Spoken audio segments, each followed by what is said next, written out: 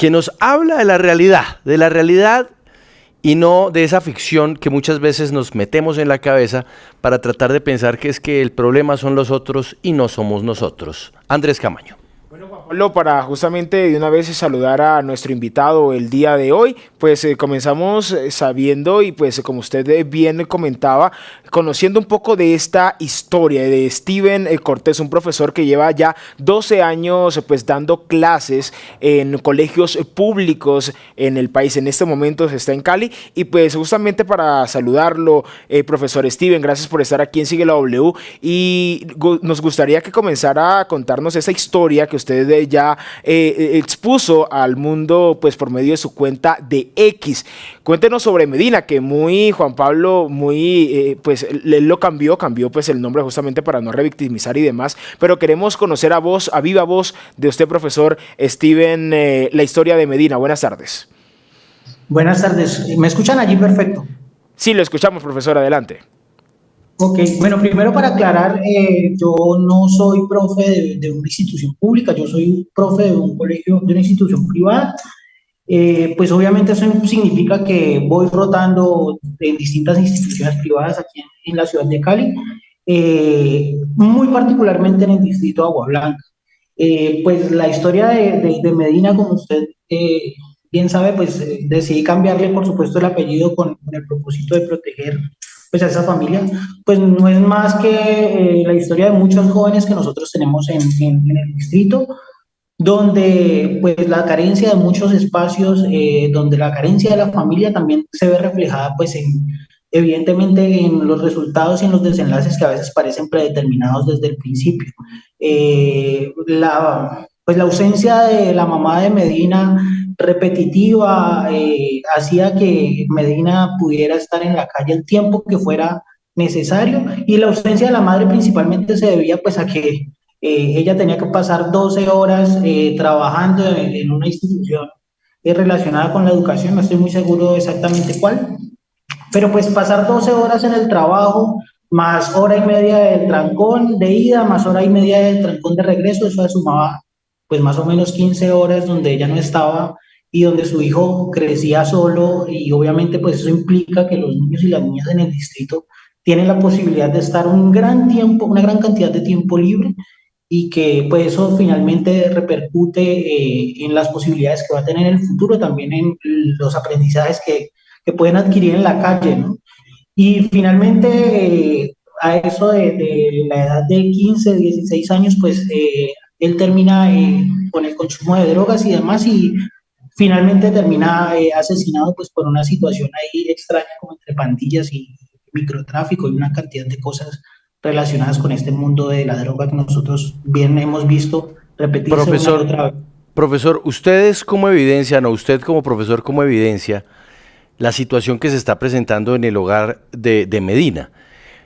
¿Cómo termina usted enterándose que la mamá no está en la casa porque está todo el día trabajando y que en realidad lo que tiene Medina, como tantos otros, es sencillamente una soledad que lo acompaña cuando no está en el colegio, soledad que termina por convertirse en la puerta para el ingreso al mundo de las drogas, de la delincuencia, en fin, un mundo que es como un torbellino que termina llevándoselo?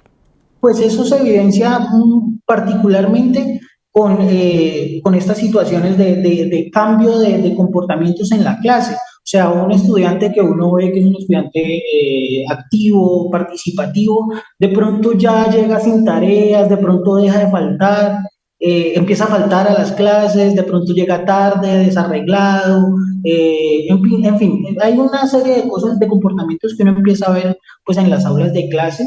En ese entonces, en esa institución, nosotros teníamos la estrategia de hacer visitas domiciliarias cuando ya el comportamiento era como muy reiterativo.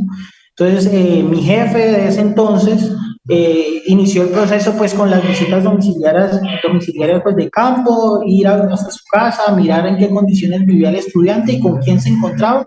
Y pues básicamente por eso nos pudimos percatar de la situación de este estudiante que la mayoría del tiempo permanecía solo. Evidentemente, si su mamá sale a las 4:30 de la mañana y regresa a las 8 de la noche, pues va a ser muy difícil que uno la pueda encontrar pues en el hogar, ¿no? Entonces como que es encontrar siempre hechos que se repiten en la historia de muchos estudiantes. Ayer, mientras se armaba toda esta discusión en Twitter, en X, pues, veíamos que mucha gente, muchos profes del Ecuador, profes de Uruguay, profes de México, diciendo, sí, esta historia yo ya me la sé, yo ya he escuchado esto antes y efectivamente es lo que pasa. No es la primera vez que sucede.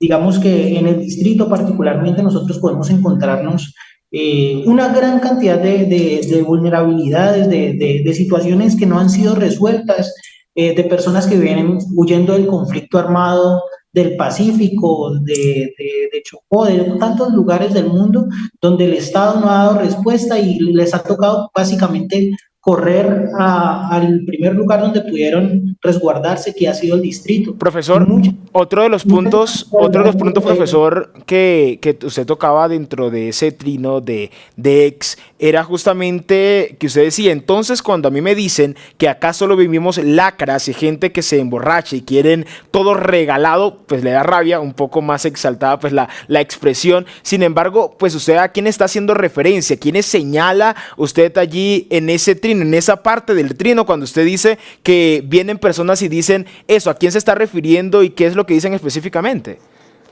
Pues ahí hay de largo como de ancho, pero principalmente es una situación de racismo y es una situación de clasismo.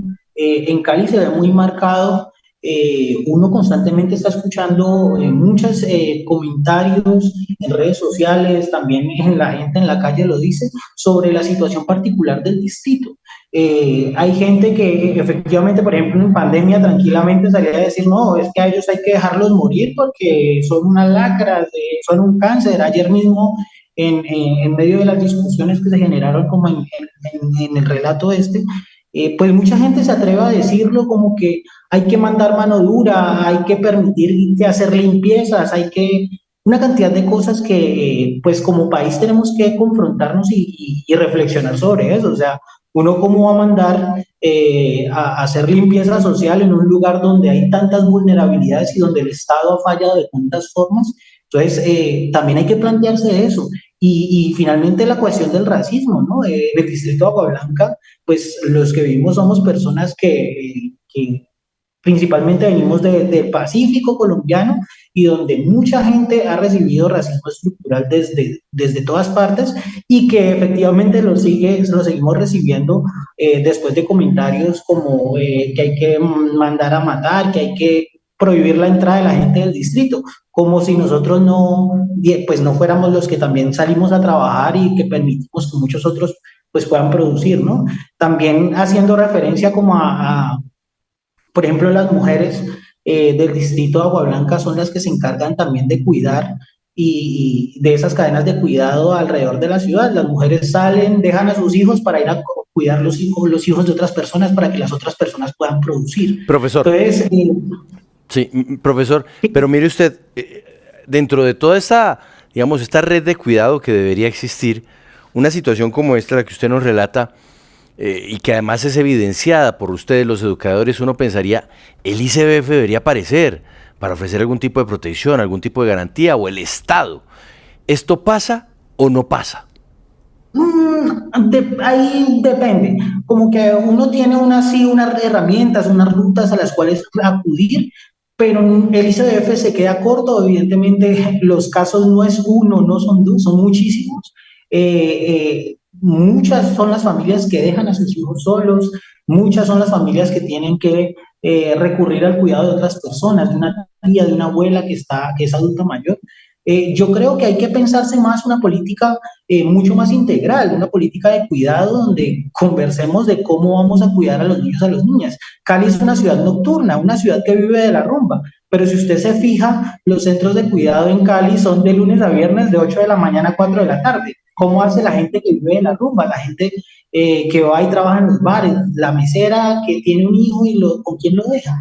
Entonces hay que pensarse en eso también, en cómo el gobierno, cómo las instituciones y cómo también el sector productivo contribuye a que, pues, que se generen otras especificaciones de cuidado para los niños y las niñas, ¿no? También las universidades, por ahí me estaba mencionando la UTP, creo que tienen unos centros de cuidado para los hijos y las hijas de los estudiantes. Si usted está en un parcial, ¿usted cómo hace para que su niño no se quede solo en su casa? Debería haber un centro de cuidado, no sé, en la universidad, en algún lugar donde usted lo pueda dejar tranquilo, tranquila e irse a realizar su labor académica, productiva. Eso debería ser lo mínimo. Yo creo que debemos pensarnos en eso, reflexionar sobre eso. Ahora que, bueno, de cierta forma el conflicto armado ha disminuido, tenemos la prioridad de poder hablar de otros temas que antes no podíamos hacer. Profesor Steven Cortés, queríamos escucharlo, saber un poco más de esta historia y sobre todo tratar de ponerle una cara a los relatos de la vida real, que a veces son resumidos de manera claramente injusta con esa frase de es que lo que quieren es todo regalado. Gracias, profesor Steven, por estar con nosotros. Una buena tarde.